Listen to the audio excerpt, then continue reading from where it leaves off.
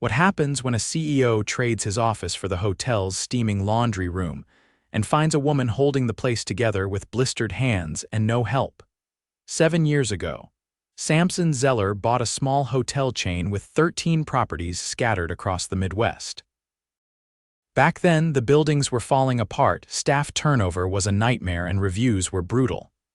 But Samson turned it around. He hired the right people, invested in renovations, and slowly built up a reputation for clean, affordable lodging with good service. But lately, something felt off. Complaints were creeping in again. Not about the rooms or food, but about service, slow check-ins, missed wake-up calls, dirty towels not being replaced. It didn't make sense. The numbers looked fine, and the district manager kept assuring him everything was under control. But Samson didn't believe in under control without seeing it for himself. So he shaved his beard, dyed his salt and pepper hair dark brown, added fake reading glasses, and went by the name Rick. He told the district manager he was sending a new trainee from corporate to the hotel in Kansas City, one of the busier locations with nearly full occupancy every week. He'd never met any of the staff there. That was part of the problem. The morning he arrived, it was already hot and humid, the kind of early summer heat that clung to your skin before noon. He stepped through the back entrance with a duffel bag, dressed in a basic polo and khakis. He introduced himself to the front desk manager as Rick, the new corporate trainee assigned to laundry and housekeeping support. The manager, a sharp-tongued guy in his 40s named Brian, barely looked up from his screen. "Corporate sent you down here for laundry," Brian scoffed. "You must have pulled the short straw," Samson gave a polite chuckle. "Happy to learn wherever I'm needed." Brian didn't bother showing him around, he just pointed down the hall. "Laundry's through that door, you'll find Tanya in there. She'll show you the ropes." The laundry room was hotter than the outside. Industrial dryers roared, steam hissed from a broken pipe in the corner, and the scent of bleach hung thick in the air. Piles of linens towered on carts, some clean, some not. A woman in her late 30s stood at a folding table, moving fast, sweat darkening her sleeves. Her name tag read Tanya D. She looked up, startled, but didn't stop folding. "You're the new guy?" she asked, grabbing a fitted sheet with practiced speed. "Yeah, Rick. Just here to help." Tanya didn't waste time. She handed him a bundle of towels. "Fold long ways once, then again. Stack 'em flat. Don't mix up the clean and dirty carts or you'll ruin my system." Samson nodded and got to work. Tanya moved like she had a timer ticking behind her. She had a slight limp in her right leg, favoring it every few steps, but didn't slow down. In an hour, they folded hundreds of towels. Tanya didn't stop once. "Do you ever get a break?" he asked. She laughed, not a joyful one, but the kind that came from too many years of too little help. "Break? You're funny. I used to have a second laundry tech, but they quit 4 months ago. Manager said there's no budget for a replacement, so it's just me." That didn't sit right. "So you do all the laundry for the whole hotel?" "Yep, sheets, towels, uniforms, kitchen cloths, everything. Then I stock the carts for housekeeping. Then I clean rooms on the second floor when they're short." She paused, looked at him. "Which is always." Samson stayed quiet, folding. By noon, the shirt clung to his back. His hands ached. Tanya had barely slowed. They pushed through until 2 when she finally leaned against the table, wiping her forehead with her sleeve. "You got a break now?" he asked. She shook her head. "Nope, I gotta start prepping carts for tomorrow, and someone's gotta clean room 213. Guest checked out late." He looked at the clock. "You've been here since when?" 6 this morning. "I'll probably leave around 7 or later." "Do you get overtime?" She gave him a look. "They cut my hours on paper, says 39 a week, but I still work 50, sometimes more. They tell me to clock out and finish up off the record." Samson's jaw clenched. "Who tells you that?" "Brian. He says we all gotta pitch in since we're short-staffed. I need this job, so I don't argue." That hit him hard. The longer he worked, the more he saw. Tanya's hands were red and cracked, her shoes worn through at the soles. The carts she loaded were old, the wheels sticking. At one point, she asked the front desk for more pillowcases and Brian barked over the walkie, "We're out. Figure it out, Tanya." No apology, no help. At 4, Samson offered to take over the folding so she could eat something. She pulled a granola bar from her apron and said, "Already had lunch." Then she stuffed the bar back in her pocket and went to clean a room. He stood there staring at the pile of damp sheets, his stomach twisted. The district manager had said this hotel was running smoothly. Tanya was running it on her own blood and sweat. That night, back in the small room he'd booked under his fake name, Samson sat on the edge of the bed, exhausted. His hands were trembling from the heat and labor. He stared at his phone but didn't call anyone. He just kept thinking about Tanya, how she limped, how she worked through lunch, how she smiled at guests in the hallway like she wasn't falling apart inside. He'd come here hoping to understand the complaints. Now he understood too much. The next morning, Samson showed up before sunrise. He didn't have to. No one told him to. But after what he saw the previous day, sleeping in felt wrong. Tanya arrived 15 minutes later, limping slightly worse than before, holding a paper cup of coffee in one hand and a cloth bag over her shoulder. "You're early," she said, setting her bag near the folding table. "Couldn't sleep," Samson replied. "Figured I'd get a head start." She nodded once, didn't ask questions. Tall carts of unwashed linens from the night before were already lined up against the wall, nearly tipping. The dryers still hadn't been fixed. One of them buzzed and stopped mid-cycle with a thud, the smell of scorched fabric leaking out. "Don't open that one," Tanya warned. "It fries the towels." He stepped back. "Why's it still running if it burns stuff?" "Because it's the only one that doesn't shut off after 10 minutes. Pick your poison." In the next 2 hours, they processed as much as they could while working around the broken equipment. Tanya kept up a steady rhythm, but her breathing was tighter. When she reached for a laundry cart and missed the handle, her hand scraped the metal, leaving a thin line of blood across her knuckle. "You all right?" Samson asked, handing her a clean rag. She pressed it against the cut and waved him off. "I've had worse." She didn't stop. By mid-morning, the carts were filled, and Tanya began prepping the housekeeping closets on each floor. Samson followed her up to the 3rd level, pushing one of the carts while she stocked the supply shelves. The hallway was silent except for the distant sound of a vacuum. "Are you supposed to do all the floors?" Samson asked, watching her refill a bin of shampoo bottles. "Just the 2nd and 3rd. But I usually help out on 4 when they're behind." "Who's assigned to that?" "Janice, she's 61, works 4 days a week. Has a bad hip." He glanced toward the stairwell. "So you cover for her too?" "Only when she asks. She tries not to." They moved down the hallway, Tanya still loading supplies, her pace slower now. When they passed room 308, she stopped short. The door was open, the room mid-clean. The bed was stripped, the trash gone, but the bathroom hadn't been touched. No one was inside, she frowned. "This should have been done already." "Who's assigned here?" "Carlos. He's supposed to be on this floor today." They checked 2 more rooms that were also half-finished. Tanya clicked her walkie. "Carlos, where are you?" she asked, her voice clipped. No answer. She tried again. Still nothing. "Does that happen a lot?" Samson asked. "Sometimes," she said. "He disappears when it gets busy, comes back when the shift's almost over." "You tell Brian." "I did." 3 times. Her jaw tightened. "Brian said if we fired Carlos, we'd be even more short-staffed, so now I just finish what he doesn't." Samson looked at the half-cleaned room again. "That's not your job." Tanya gave a dry laugh. "You sound like me 3 months ago." They split up. Tanya went to finish the rooms Carlos had left behind, and Samson returned to laundry to keep it from falling behind.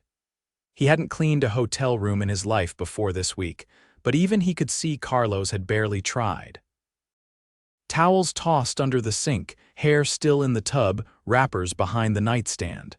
By the time Tanya came back down, her uniform was damp with sweat again, and her hair stuck to her neck. "You didn't have to stay on this floor," she said to him, wiping her face on a clean towel. "That's not in your job description," he shrugged. "Neither is watching someone else do 3 jobs." Brian walked in just then, talking loudly on his Bluetooth headset. He waved at both of them, then disappeared into the break room without a word. A few minutes later, he stepped out and tossed a small box toward Tanya. "Those are the gloves you asked for," he said. "Corporate only sent one box." She caught it and looked inside. "These are the wrong size." "Then wear 2 pairs," Brian called over his shoulder on his way out. Tanya didn't say anything. She just set the box on the counter and kept working. The rest of the day blurred together, folding, loading, restocking, cleaning up after Carlos again. Around 6, just as Tanya was finishing her last load, a woman in business clothes walked into the laundry room. Her heels clicked sharply on the tile. "Are you Tanya?" she asked. Tanya turned cautious. "Yes, I'm Laura. I'm from HR. I got a message that you were requesting a raise." Tanya wiped her hands on her apron. "That was months ago. I never heard back." "Well, we reviewed your file," Laura said, flipping through papers. "You're already at the top of your band for your role. I haven't had a raise in 4 years. I understand. But technically, you're classified as a support technician level 2. Moving up would require a title change, and that needs approval from regional." "Did anyone ask regional?" "We're still waiting on that." Tanya nodded slowly. "All right, thanks for stopping by." Laura left without another word. Samson had stood quietly nearby, unnoticed. When she was gone, he turned to Tanya. "You really hadn't had a raise in that long?" "Nope." He looked at the floor. "And they still haven't reclassified your role, not even once." That night, Samson didn't go back to his room right away. He sat at a table in the empty dining area, staring at the ceiling fan overhead. Every part of this hotel looked fine on the surface: clean floors, painted walls, smiling faces at the front desk. But underneath, it was strained to the edge, and the people holding it together were invisible. He thought about the numbers on his last quarterly report. The Kansas City location had shown a slight rise in profit margins. He remembered the note scribbled in the margin from the district manager. Efficient labor controls in place. Now it made sense. Tanya wasn't just overworked. She was being strategically used. Run lean, stretch thin, and keep the payroll low enough to please the board. He sat there until the lights in the dining room shut off automatically. When he finally stood, he knew he couldn't stay undercover much longer, not without losing his mind. But he wasn't done yet.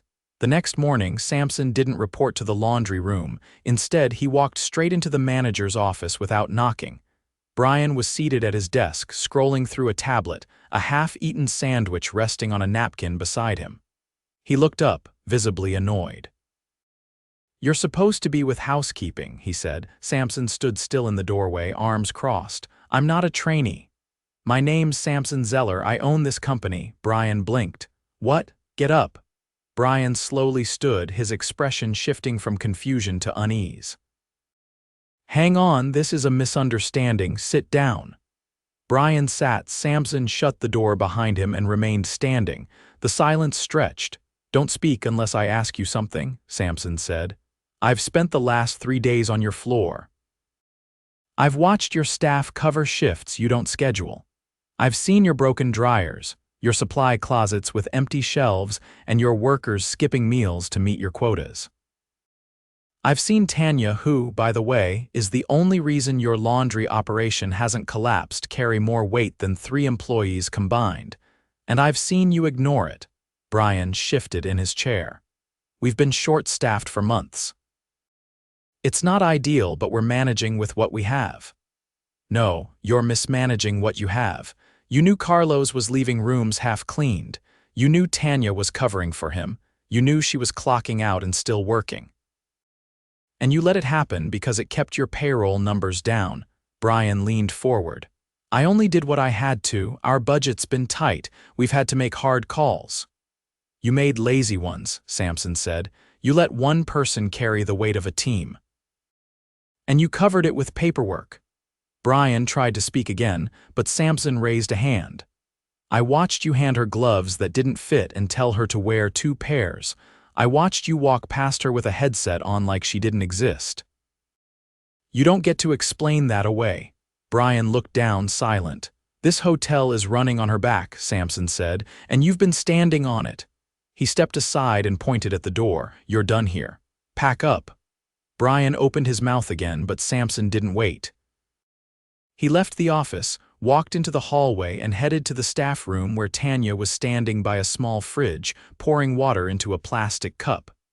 Her hair was pulled back, and her uniform was damp again from the morning rounds. She looked up as he entered. "You all right?" he nodded. "Come with me." She set the cup down and followed him without asking where or why. He led her into the conference room near the front lobby. It was empty, lit by flickering fluorescents, with a long table and a few unused chairs stacked in the corner. He pulled one out and gestured for her to sit. She hesitated. "Did something happen?" He sat across from her. "Tanya, I haven't been honest with you. My name's not Rick. I'm Samson Zeller." She stared at him. "The Samson Zeller?" "Yes." She didn't speak for a beat, then she leaned back slowly. "You're the owner." "I am." She looked away, jaw tightening. "So this was a test." "No, it was the only way I could see the truth." She crossed her arms. "And now what? You fire Brian, make a speech, and leave?" "No," he said. "That's not what I came here to do." She kept her gaze fixed on the far wall. "I don't need a plaque or a thank you card if that's where this is going." "I didn't think you did." He waited, letting the silence settle. "I fired Brian," he said finally. She looked back at him, expression unreadable. "I see." "He wasn't just neglecting his job, he was exploiting yours." She didn't respond. "I know how this looks," he said. "I disappear for years, then show up in disguise like I've been watching from a tower. That's not leadership. That's cowardice." Tanya exhaled but still said nothing. "I'm not offering apologies," he said. "I'm here to fix what I let rot." She leaned forward slightly. "Fix how?" "First, I'm assigning an interim manager from outside this property. Someone who answers directly to me." She nodded cautiously. "Second, I'm approving a reclassification of your role to operations support lead. It comes with a raise and back pay." Her eyes narrowed. "Why now?" "Because you've been doing the work for a long time without the title." "That ends today." She folded her hands. "And the staffing problem? I'm pulling in 2 floaters from other properties by the end of the week. After that, we'll post for full-time hires. You'll be part of the interview process." She raised an eyebrow. "You want me hiring people? You know what this place needs better than anyone." She looked down for a moment, then back at him. "What if they don't stay? What if it just goes back to the way it was?" "Then I haven't done enough," he said. "And you'll call me directly." She sat back, absorbing it. "You think I want to run this place?" "I don't think you want it," he said. "But you've already been doing it." Her mouth tightened. "I didn't ask to." "I know," he paused. "You've been holding this place together with your own hands. I can't undo how long that's been happening, but I can stop it from continuing." She didn't speak for a few minutes. He let her sit with it. Finally, she said, "If you're serious, I want a say in how we schedule the floors." "You'll have it." "I want equipment that works, already ordered." "You'll get a confirmation today." She nodded slowly. "Then I'll stay." He stood. "I'm not asking you to carry everything anymore, just help me rebuild it." She stood as well, but didn't offer a handshake. "Don't promise things you don't mean. I've had enough of that." "I won't," he said. When he left the conference room, Tanya didn't follow. She stayed seated for a while, staring out the narrow window. She didn't feel relief, not exactly. Relief came after rest. What she felt was a shift, like a weight she didn't realize she'd been carrying had finally moved off center. It wasn't gone, but for the first time it wasn't just hers to carry. The following Monday, Tanya arrived at the hotel just before 6 as usual. She parked in the narrow back lot, stepped out of her car and paused briefly before heading in. The early summer air was already warming up, but for the first time in months, her chest didn't feel tight as she approached the employee entrance. Inside the break room, a clipboard hung on the wall near the microwave. It held the new schedule, printed and initialed by a name she didn't recognize. A. Calderon Interim GM. Below it, 2 new names had been added to the housekeeping roster, both marked as floaters from the St. Louis and Des Moines properties. She scanned the chart. The shifts were staggered differently now. No one had back-to-backs more than twice a week. The laundry blocks were split between 3 people, including her. 2 days a week, she was marked as floor support ops, which meant she'd be off the machines for the first time in years. A voice behind her interrupted her thoughts. "You, Tanya." She turned to see a woman in her late 20s, thick curls pulled into a bun, a badge clipped to a clean uniform shirt. "Angelina Calderon," she said. "Samson asked me to come in for a few weeks." "Just until things stabilize." Tanya nodded. "You're the interim." "That's right. I'm not here to reinvent anything. I'm here to listen and fix what's broken. That starts with staffing, then equipment, then training." Tanya studied her for a moment. "You ever worked laundry?" Angelina grinned slightly. 4 years in housekeeping at her resort in Tampa, 2 in night audit. I know what bleach burns feel like and how to rethread a vacuum belt on the fly." That answer was good enough. Tanya pointed toward the hallway. "Dryers are down that way. One of them's still running too hot. The other 2 cut out after 10 minutes. Angelina grabbed a notepad from her back pocket. "I've got a tech coming at 9. You can show him which machines are acting up." Tanya stepped to the side and reached into her locker for her apron. "You talked to Janice yet?" she asked. "Just did. She's getting reassigned to first floor detail, only light duty." She seemed relieved. Tanya pulled her hair back and tied it. "She won't say it, but that's what she needed." As they walked down the hall, Angelina paused at the supply closet. She opened it, scanned the shelves, then jotted something down. "Inventory's thin," she said. "I already placed a rush order for linens and gloves. You'll have boxes by Thursday. Until then, we'll stretch." By 7, Tanya was back in the laundry room, but today she wasn't alone. A man in his early 40s, wearing a crisp uniform, was loading sheets into one of the working dryers. His name was Marcus, one of the floaters. He worked quietly but efficiently, checking labels, sorting without being asked. "You ever worked this station before?" Tanya asked.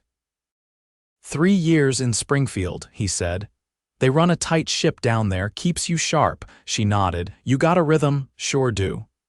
"Then I'll stay out of your way." By mid-morning, the tech arrived. Tanya walked him through the issues where the heat sensor was stuck, which dryer had a busted timer.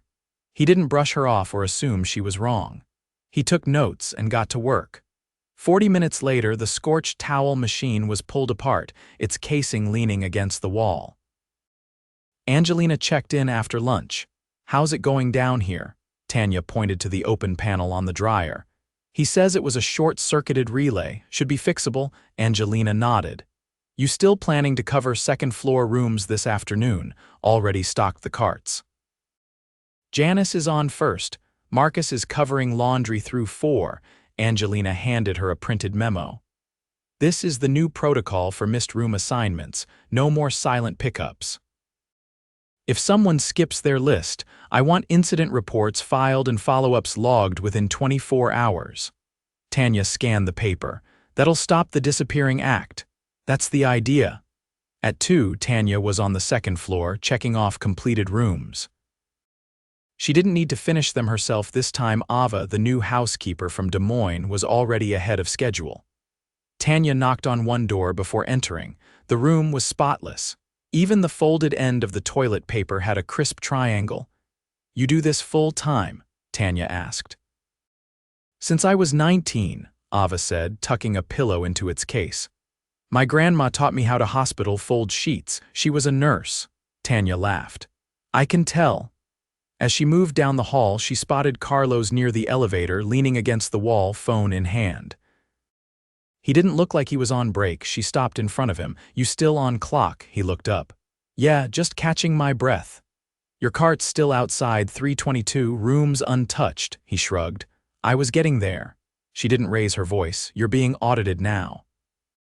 If that room's not done in 20 minutes, it gets flagged." Carlos scoffed. "You serious?" "I am." He didn't answer, but he did move. She watched him walk off without a word. At 4, Tanya returned to laundry. Marcus had folded and stacked the day's final loads. The room was quiet, fans running, the air no longer suffocating. "You staying through close?" she asked. "I'm off at 5, you?" "Same." He stepped aside, letting her pass. Never thought I'd say this in a laundry room, but this job's starting to feel like a job again. Tanya smiled for the first time all day, not forced, not polite, just real. Let's see how long we can keep it that way. Later that evening, long after the last guest had checked in, Samson returned to the hotel. This time, through the front entrance, Angelina met him in the lobby. "I've got your audit report," she said, handing over a folder. He opened it and skimmed the pages. Staffing logs, incident reports, room turnover rates, laundry load metrics. "It's cleaner than I expected," he said. "Tanya's the reason." He closed the folder. "I know." "She's not looking for a promotion," Angelina added. "But if you want this place to hold, she needs authority behind her." "She earned it," Samson said. "She did more than earn it," Angelina replied. "She sustained it," he nodded. "I'll draw up a permanent role, something above title without dragging her into admin hell." "Fair.